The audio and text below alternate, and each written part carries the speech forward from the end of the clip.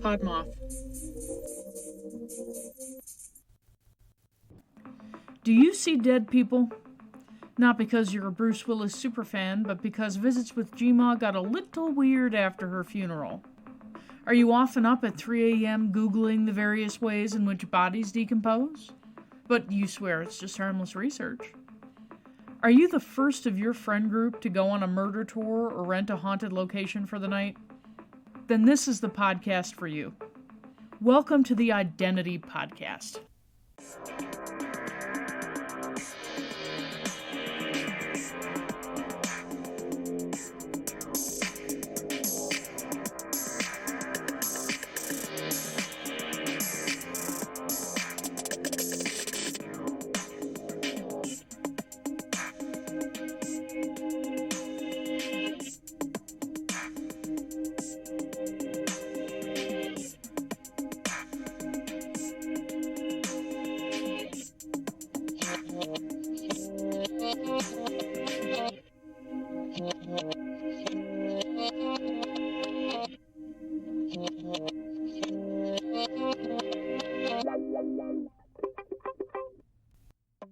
I'm keen on protein powders that give me a little extra boost. There are mornings when I just can't get up and eat a huge breakfast, so I make a protein shake instead, and the powders I got from Unico Nutrition hit the spot. There are so many delicious flavors: vanilla ice cream milkshake, ooey gooey frosted cinnamon roll, spoonful of peanut butter with chocolate, Aunt Judy's banana cream pie, molten chocolate lava shake, cookies and cream dream, and candy shop caramel squares. They even have a birthday cake cupcake with rainbow sprinkles. Unico protein powder for women and men is the perfect guilt-free indulgence. Use the low-carb protein shakes for faster recovery after workouts, healthier snacking, or even as a meal replacement.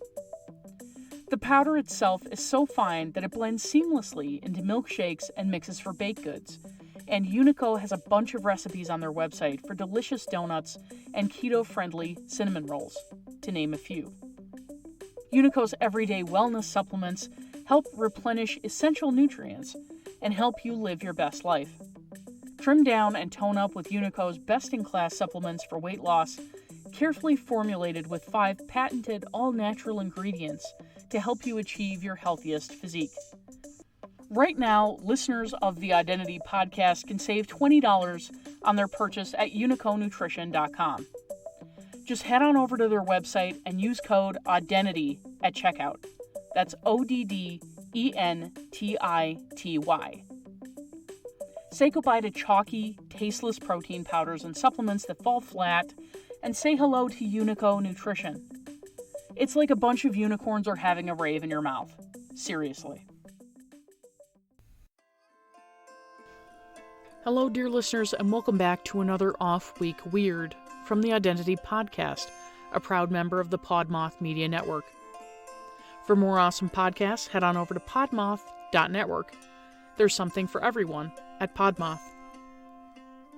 On this off week, I wanted to introduce you to George Parrott, an outlaw with a particularly large nose, who met his end by hanging, but lived on in a weird and macabre way. Big Nose George Parrott was a thief who kept the company of other outlaws in the country west of present-day Casey, Wyoming, and was well known for his frontier crimes. He also lived up to his moniker.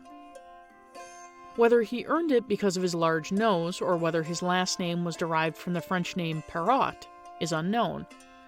But what is known for sure is the grisly end that came to Parrott. So let's take a moment to take a walk in George Parrott's shoes. Not literally, of course, unless you want to take a trip to the Carbon County Museum in Rawlins, Wyoming. There on display are shoes made of George Parrott. Yup, you heard me right. Let me elaborate. In August of 1878, the American Bar Association organized at Sarasota, New York. Surrey wicketkeeper Ted Pooley completes a then first-class cricket record, 8 stumpings in a county match against Kent at the Oval, and Big Nose and his gang were fixin' to rob a train, specifically the pay car on the Union Pacific Railroad. Big Nose and his band of rowdies hid in the brush along the track after they tied a length of wire to a railroad spike. They intended to pull on the spike as the train passed over, causing it to derail. However, employees of the railroad spotted the spike and called the law. Big Nose and his men hid at the base of Elk Mountain in Rattlesnake Canyon, about 25 miles or so from the scene of the crime. County Sheriff's Deputy Robert Whitfield and Railway Detective for Union Pacific Henry Tip Vincent tracked the outlaws to their hideout, but they were killed on the spot. George and his friends were reported to have robbed a merchant named Kahn in the spring of 1879 as he accompanied the military paymaster's wagon train from Fort Keogh to Bismarck, Dakota Territory. The group eluded capture for a while, and people in southern Wyoming were angry about the murder of Whitfield and Vincent. One of the outlaws, Dutch Charlie, was finally captured in early 1879. Laurie Van Pelt wrote an article for the Wyoming State Historical Society titled Big Nose George, A Grizzly Frontier Tale. Quote, on January 23rd, Charlie was being transported from Laramie to Rawlins for trial when the locomotive stopped for coal and water at Carbon. There, a mob boarded the train, dragged him off, and hanged him from a telegraph pole. He was not considered worthy of burial in the Carbon Cemetery, where Deputy Whitfield was laid to rest. Dutch Charlie's unmarked grave is located somewhere in the sagebrush outside the cemetery boundaries. One account indicates that criminals apparently bragged in the Miles City bars about their recent successful exploits, including the Wyoming Territory murders. Someone wired Carbon County Sheriff James Rankin, who headed to Montana in July of 1880, and brought Big Nose George back to Wyoming Territory. 2 other members of the gang had escaped. Rankin escorted his charge first to Laramie, and then rode with him on the train headed to Rawlins. On September 13, 1880, Big Nose George was arraigned in Rawlins. He told his lawyer that his name was George Francis Warden, reporting that his birth date was April 1843 in Dayton, Ohio. He first entered a guilty plea, and then changed his plea to not guilty. On November 16, 1880, the jury was sworn, and 2 days later, George again changed his plea back to guilty. A motion was filed for arrest of judgment and sentencing, and the court took this under advisement, but denied the motion on December 15, 1880. At this time, death by hanging was the punishment for those found guilty of murder. Big Nose George was sentenced to hang on April 2, 1881. End quote.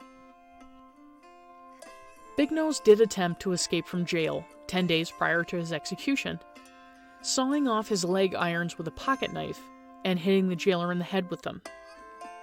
The jailer's wife, becoming aware of the attempt to escape, closed the outside door and thwarted his plans. She fired a revolver in the air, bringing guards to her location. On the day of his execution, Big Nose was told to stand on an empty kerosene barrel, and a rope was tied around his neck. The other end was thrown over a telegraph pole, but when the barrel was kicked, the rope broke. Big Nose begged to be shot instead, but the noose was replaced, and he was told to climb a 12-foot ladder. The leg irons he'd hit the jailer with had been repaired and replaced, and weighed him down.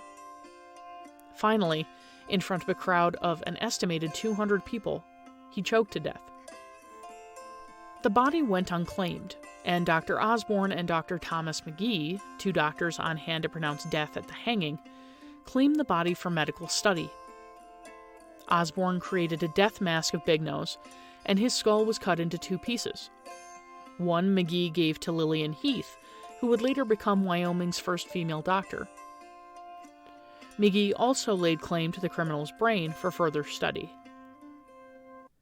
The other, along with the rest of the remains, were buried in a whiskey barrel and discovered in 1950 when workers were excavating for a new department store. Now, I'm sure at this point in the story, you're wondering about those shoes. Osborne, upon making a death mask, also had the body skinned, and he turned the skin on Big Nose George's back into a pair of shoes. Wyoming state archaeologist Mark Miller examined the outlaw's skull and the shoes in 2014, verifying that they are indeed crafted out of human skin.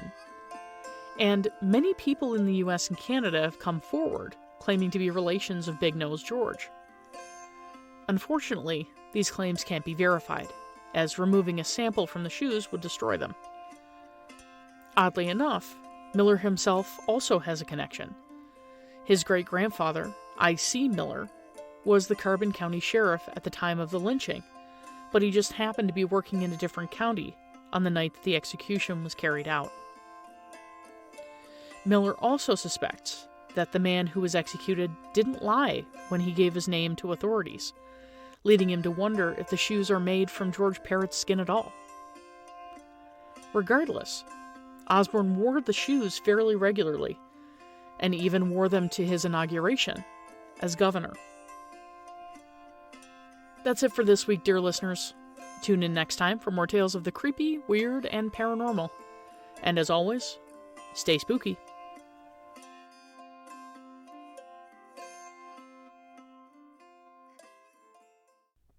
Enjoy what you've heard?